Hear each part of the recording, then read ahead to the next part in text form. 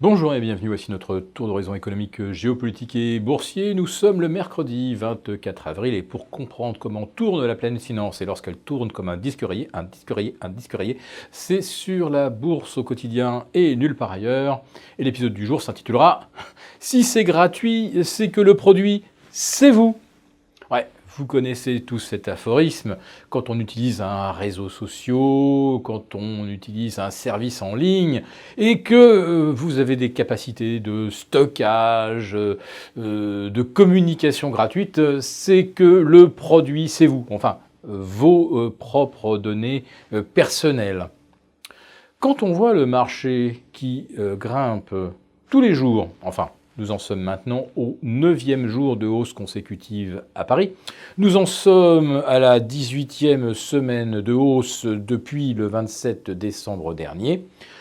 Quand on en est à voir ce genre de scénario totalement surnaturel et où on comprend bien qu'il n'y a plus rien, aucun signe de comportement humain, parce que généralement au bout de 10 semaines de hausse, on consolide, alors au bout de 12, n'en parlons pas, au bout de 15, généralement, il y a une correction. Nous en sommes à 18 et on nous en promet 5, 10 de plus désormais. Oui, on vient de reprendre 20%, 23% pour le Nasdaq. Il y a donc 15% supplémentaires à gagner. Et vous verrez que lorsque le Nasdaq sera plus 25% d'une seule traite, on nous annoncera non pas 15, mais 20% de potentiel supplémentaire. Ça, par contre, psychologiquement, on connaît bien le phénomène. En revanche, un marché qui monte 10, 12, 15, 18 semaines sans consolider, ça n'a jamais existé. Ce n'est pas humain. Ça l'est toutefois d'un certain côté, parce que c'est orchestré. Autrement dit, c'est quand même la volonté humaine qui fait que le marché a le comportement que l'on observe. Mais ce comportement n'a en revanche rien d'humain, en tout cas, il ne reflète rien de ce qui fut un comportement humain par le passé sur les marchés. Les multiples de capitalisation aujourd'hui atteignent des niveaux comparables à ceux de la bulle des dot-com en l'an 2000. C'est en tout cas le cas pour les valeurs semi-conducteurs. Et quand vous écoutez les stratèges, ils vous expliquent que c'est probablement ce secteur, qui en est déjà à plus 38 ou 40% de hausse depuis le 1er janvier, c'est ce secteur-là qui va poursuivre son ascension. Autrement dit, on table déjà sur le fait que les gérants vont avoir ce comportement moutonnier parce qu'ils sont totalement anesthésiés ou convaincus qu'il n'existe plus de risque. Donc on compte sur cette espèce d'ébahissement ou d'anesthésie de tout sens critique des opérateurs pour continuer de porter le mouvement haussier. Autrement dit, oui, le produit, c'est eux. On a créé artificiellement cette hausse en se disant qu'à un moment, les gérants renonceront à comprendre et perpétueront cette hausse.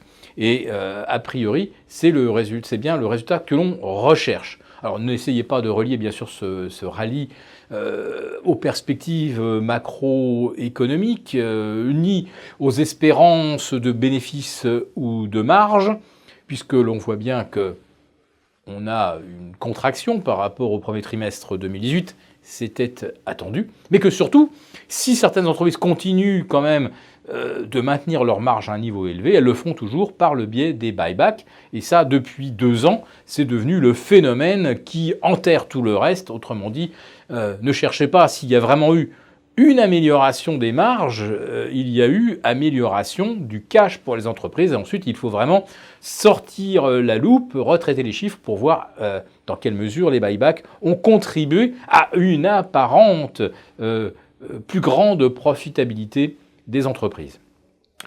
Et pendant que les cours montent, les entreprises s'endettent également. Elles ont atteint un niveau d'endettement qu'on n'a jamais observé non plus, jamais dans l'histoire.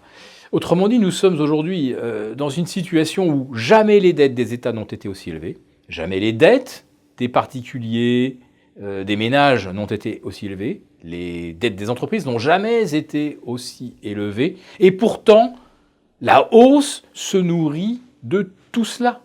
Et c'est une hausse, on va dire, quasiment gratuite, puisque personne ne fait aucun effort. Ça monte tout seul. Et c'est auto-réplicatif. Donc j'en reviens à ce que je disais au départ. Si ça monte gratuitement, sans effort, c'est que le produit, c'est vous l'actionnaire, ou c'est le gérant. Alors comment cela va-t-il se terminer?